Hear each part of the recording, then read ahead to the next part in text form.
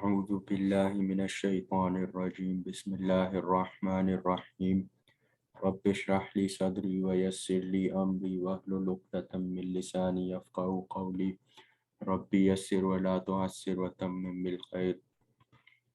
So today we'll start with Ayah 77. Uh, ألم تر إلى الذين قيل لهم كفوا أيديكم وأقيموا الصلاة وآتوا الزكاة فلما كتب عليهم القتال إذا فريق منهم يخشون الناس كخشية الله أو أشد خشية وقالوا ربنا لما كتبت علينا القتال لولا أخرتنا إلى أجل قريب قل متاع الدنيا قليل والآخرة خير لمن اتقى ولا ولا تظلمون فتيلا. Have you not seen those to whom it was said, withhold your hands and establish prayer and pay the poor due? Then, when fighting was ordained for them, behold, a party of them feared men as they feared Allah, or even greater fear. And they say, O Lord, why have you ordained upon us fighting? If you only had given us respite for a short period. Say, O Muhammad sallallahu alaihi wasallam, the enjoyment of this world is little, and the hereafter will be better for him who fears Allah, and you will not be wronged even as much as the husk on a date stone. So in the previous ayat, there was a mention of Bani Israel, and the Bani Israel, they had this quality that they liked their life a lot. They were really scared of death. Yeah, so when Allah ordered when Allah ordered the Bani Israel to fight, whenever He did, they refused to fight. They said, "We're not gonna fight." Okay, so in that earned them displeasure.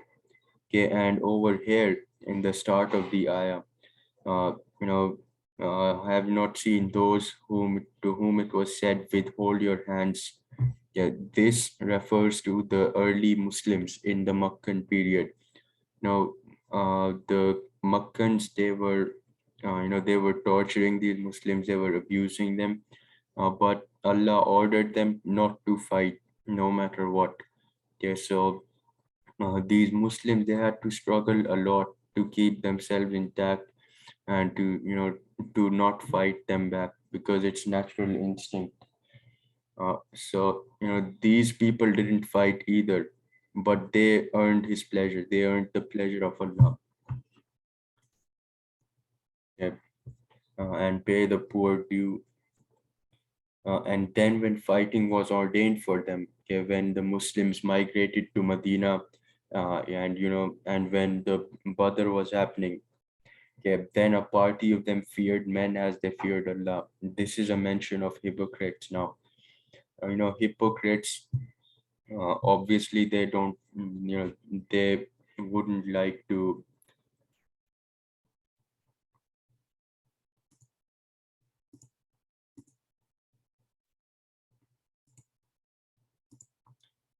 the hypocrites, they wouldn't want to fight.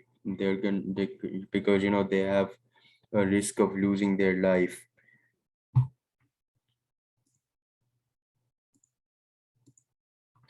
So so they backed up and they questioned, why have you ordained upon us fighting if you had only given us respite for a short period of time? Why are we fighting now? Why can't we wait some time? Maybe peace will happen. Maybe they'll accept. even the Bani Israel said this when they were, when they had the orders to fight. They were saying that, maybe we can, wait for some time, they'll come for peace. And then say, O Muhammad sallallahu alaihi wasallam, the enjoyment of this world is little, and the hereafter will be better for him who fears Allah. Now, this is being said because it's a battlefield. In a battlefield, there's a risk of your life. So Allah is saying that, this life is worthless. It's very little enjoyment. And if you fear Allah, okay, and if you go for that battle and you die there, the hereafter will be better for him. And you will not be wronged even as much as the husk on a date stone. On a date stone, there's this little thread, a little fiber. Allah is saying you'll not be wronged even that much. So moving on.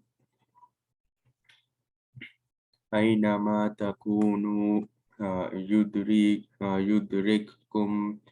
يدرككم الموت ولو كنتم في بروج مشيدة وإن تصبهم حسنة يقولوا هذه من عند الله وإن تصبهم سيئة يقولوا هذه من عندك قل كل من عند الله فما لهؤلاء القوم لا يكادون يفقهون حديثا. Wherever you may be, death will overtake you, even if you are in lofty towers. And if some good reaches them, they say, "This is from Allah." And if an evil befalls them, they say, "This is because of you, O Muhammad sallallahu alaihi wasallam." Say, all things are from Allah. So what is the matter with these people that they do not seem to understand our word? So, the word burujim mushayyada, it means plastered, walls, skyscrapers or tall buildings, towers with plastered sides. In the past times when they used to build forts and stuff, they used to plaster the wall, so they were all smooth. Okay, they were straight and they were smooth, so you couldn't climb on anything. You couldn't get your grip on the wall. Okay, so they're basically inscalable. You can't scale the wall. That will overtake you even if you're in unscalable walls. And then if some good reaches the people, right? Suppose they went to a battle and they won, yeah, or something like that. They say this is from Allah. Yeah, they don't take it amongst themselves. They don't take the happiness. They just say it's from Allah. It's fine. It happens. And if an evil befalls them, suppose they lose a battle, they say this happened because of Muhammad Sallallahu Alaihi Wasallam. You ordered us to come here and all that. So this is obviously another mention of the munafiqeen. It's giving qualities of the munafiqeen slowly so that we can recognize. So the munafiqeen, they try to dishearten the people who get happy because of victories, and they blame people for loss. So that's the quality given here. Okay, then say to the hypocrites, all things are from Allah. Everything that happens is from Allah, whether it's good or bad. So what is the matter with these people that they do not seem to understand a word? ما أصابك من حسنة فمن الله وما أصابك من سيئة فمن نفسك وأرسلناك للناس رسولا وكفى بالله شهيدا. Whatever of good reaches you is from Allah, and whatever of evil befalls you, it is from yourself. And we have sent you, Muhammad Sallallahu Alaihi Wasallam, as a messenger to mankind, and sufficient is Allah as a witness. So for this ayah, there's two ways it has been interpreted. The first way, some scholars say that this ayah means that some of in some cases what good things happen, they're from Allah, they're from the grace of Allah. You know, if a person's obedient to Allah, there's chances that Allah is gonna help him, and whatever evil befalls you, it's from yourself. If something bad happens because of something you did, suppose you disobeyed Allah at some stage, that's why you lost, that's why something, the bad thing happened to you. Yeah, so this is trying to confirm what the hypocrites were saying, but it's also telling that it's not always the case. Okay, but others, and this is like the more believed one, the others, group of scholars say that this is a sarcastical tone. Allah is referring to that, and in a poetic way, he's mocking them. Okay, he's like repeating it in sarcasm. And we have sent you, O Muhammad Sallallahu Alaihi Wasallam, as a messenger to mankind, and sufficient is Allah as a witness. من يطع الرسول فقد أطاع الله ومن تولى فما أرسلناك عليهم حفيظا. He who obeys the messenger has indeed obeyed Allah, and he who turns away, then we have not sent you, O Muhammad Sallallahu Alaihi Wasallam, over them as a guardian.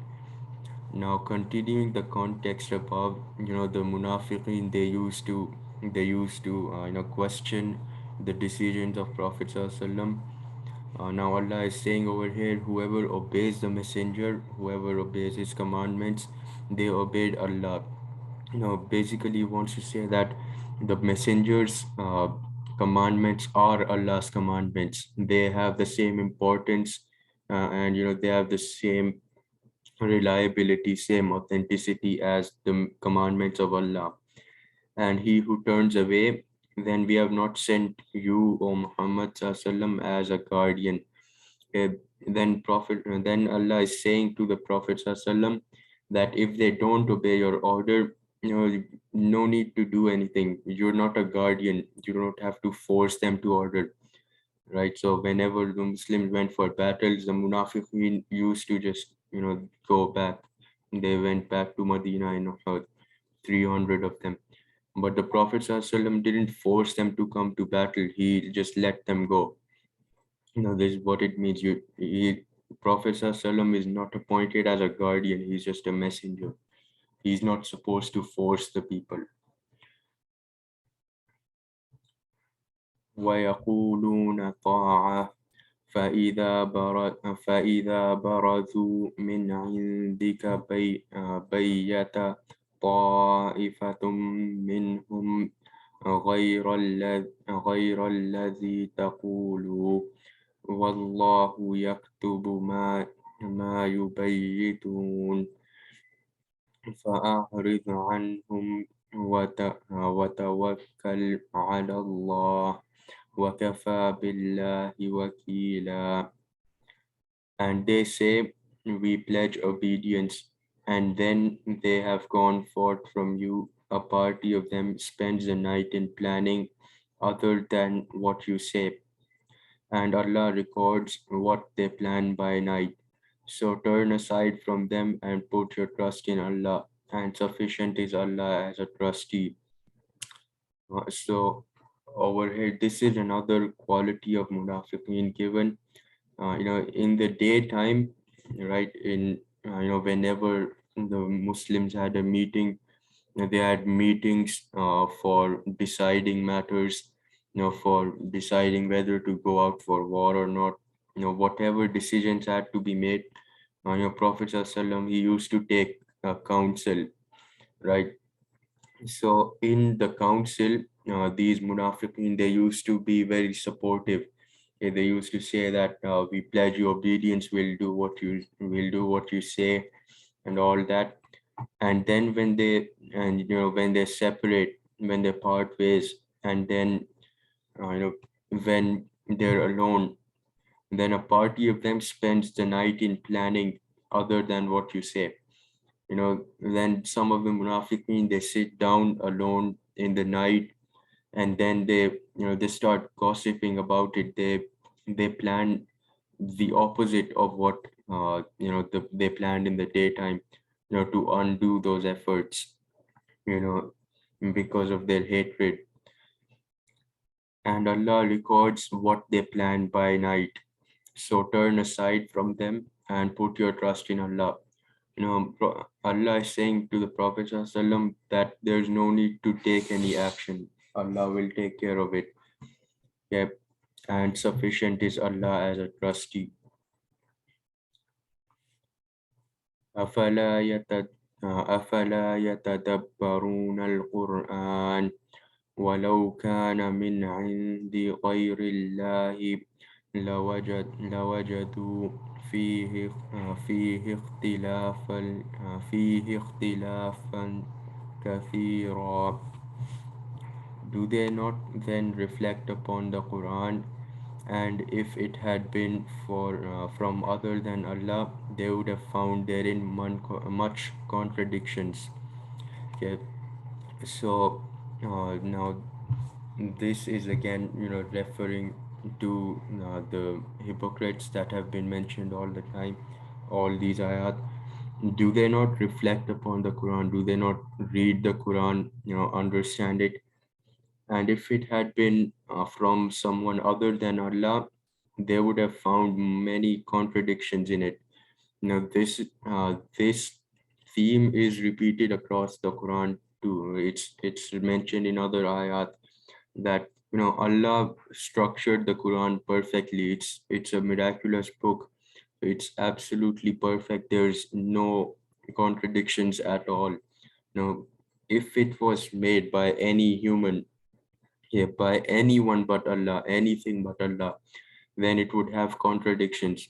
It would have one ayah over here saying one thing, and maybe another ayah somewhere else saying something else. Now, so Quran is perfectly free of contradictions, and that's why you can trust that it's a book by Allah Himself and by nobody else. So we'll end today's class over here. سبحانك اللهم وبحمدك أشهد أن لا إله إلا أنت أستغفرك وأتوب إليك. السلام عليكم ورحمة الله وبركاته. وعليكم السلام ورحمة الله وبركاته.